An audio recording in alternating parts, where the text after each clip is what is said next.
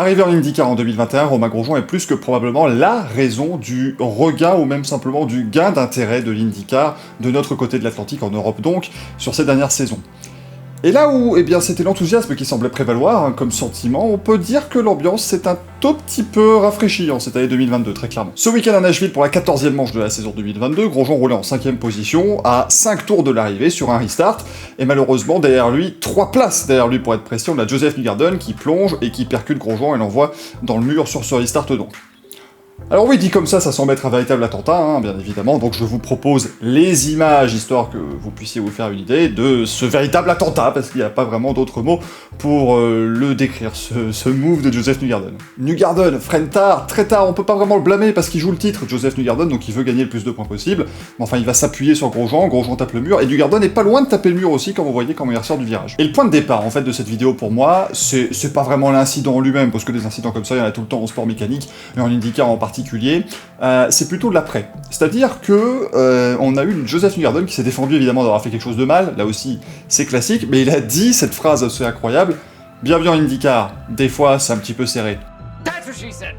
Et avec un petit côté dédaigneux, vous voyez, qui est finalement assez révélateur de la manière dont Romain Grosjean est perçu en tout cas par ses adversaires directement en IndyCar. Après le contact, on est évidemment allé sur Twitter parce que c'est toujours rigolo, et on a vu Tony Kanaan, qui ne roulait pas ce week-end, il a fait que l'Indy 500 cette année, dire « The move was on », ça veut dire le dépassement était engagé, donc pour lui, ça n'est pas de la faute de Newgarden qui était à côté de Romain Grosjean à ce moment-là. Mais la réaction qui a sans doute fait le plus parler, c'est celle de Marcus Ericsson, une réaction qui n'a rien à voir avec une chanson de Justin Timberlake,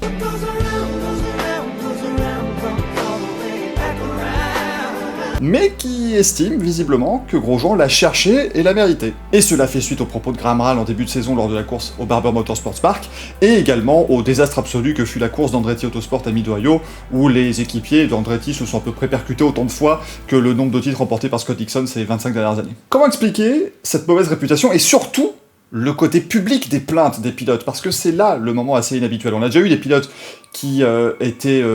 victimes de critiques publiques, ça c'est pas nouveau, mais en général quand ça arrive, c'est parce que ces pilotes sont dotés d'un talent qu'on va dire douteux. Mais Romain Grosjean a du talent, on le sait bien. Alors pourquoi prend-il autant de critiques de la part de ses pairs? Pour moi, plusieurs raisons existent, alors attention, je ne suis pas là pour vous dire si ces raisons sont valides ou pas, ou si elles sont bonnes ou mauvaises, ça ne m'intéresse pas, je suis juste là pour vous les lister, pour faire de cette vidéo un point de départ vers une réflexion, peut-être dans les commentaires, tout ça dans le respect, comme d'habitude, vous le savez. Le premier point, je vais aller assez vite là-dessus, mais en fait c'est la réputation de base de Romain Grosjean, cette réputation, malheureusement, de casseur de monoplace, qui est là depuis Lotus en 2012, et qu'il n'a jamais pu, en fait,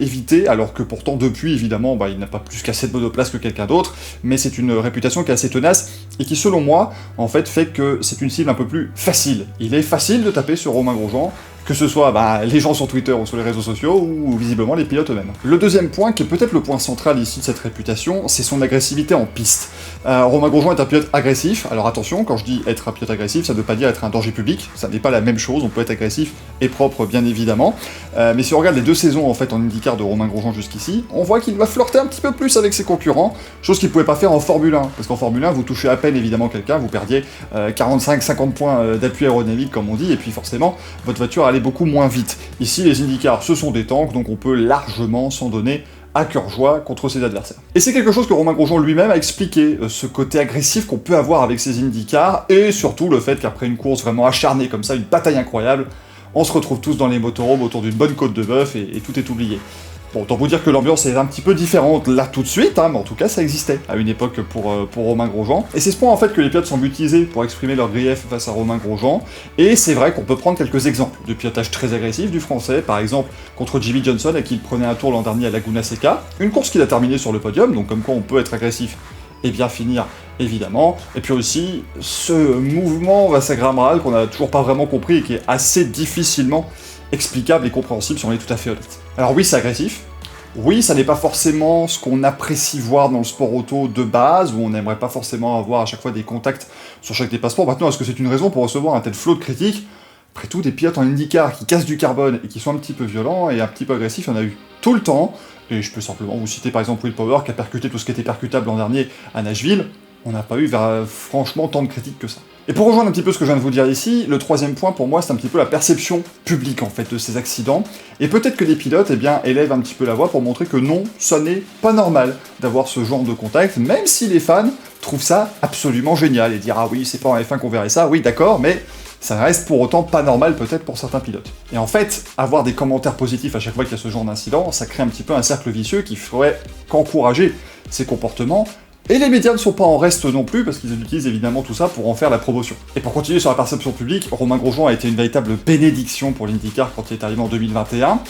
ce qui n'est pas forcément une bonne chose pour ses adversaires, et pour certains d'entre eux en tout cas. Quand je parle de bénédiction, malheureusement, je ne parle pas ici de l'arrivée d'un pilote qui a obtenu 10 podiums en Formule 1, des points à ne plus savoir qu'en faire, non, je parle très clairement du pilote qui est sorti des flammes à Bahreïn en 2020, le Phoenix, qui vient comme ça. Romain en a joué lui-même évidemment, et c'est bien sûr l'IndyCar qui en a bénéficié, parce que voilà, tout semblait perdu quand il était dans ses flammes, et maintenant il revient, il se reconstruit, il pilote de nouveau, c'est quand même là où il revient en course automobile après ce terrible accident. Et donc en fait tout ça, avec en plus des résultats à la clé, c'est-à-dire qu'il a eu une pole position l'an dernier, 3 podiums, donc les résultats confirment un peu la hype, tout ça a de quoi créer une sorte d'état de grâce, c'est-à-dire que pendant un an, on a l'impression que Romain Grosjean pouvait faire un petit peu ce qu'il voulait, tout lui était pardonné parce que c'est le Phoenix, c'est le grand nom de l'IndyCar. Et du coup, c'est peut-être là-dessus que les pilotes le critiquent un petit peu aujourd'hui, en montrant que oui, d'accord, t'es venu avec toute cette aura, mais on est en IndyCar, on peut pas vraiment faire tout ce qu'on veut, encore une fois. Là, je vous donne potentiellement le point de vue de ces pilotes qui le critiquent. Est-ce qu'il mérite vraiment tout ça, Romain Grosjean? Je suis pas certain. Et le dernier point, pour moi, c'est un point qui est peut-être un petit peu un point d'avenir, c'est-à-dire que c'est la responsabilité des commissaires permanents de l'IndyCar qui sévissent tous les week-ends. C'est-à-dire qu'en Formule 1, vous savez, on a un collège de commissaires qui jugent les incidents et qui tournent à chaque course. En IndyCar, ça n'est pas le cas, ils sont 2, Harry Lewandijk et Max Papis, et ce sont 2 pilotes extraordinairement expérimentés. Harry Lewandijk a quand même remporté à 2 reprises les 500 miles d'Indianapolis, par exemple. Et je dois dire que depuis quelques semaines, quelques mois, j'ai l'impression qu'au niveau pénalité, ils sont un petit peu frileux, et ils vont pas donner grand-chose. Et c'est peut-être là qu'il faudrait que ça change. Bien sûr, il ne faut pas en faire trop, parce qu'on veut garder ce côté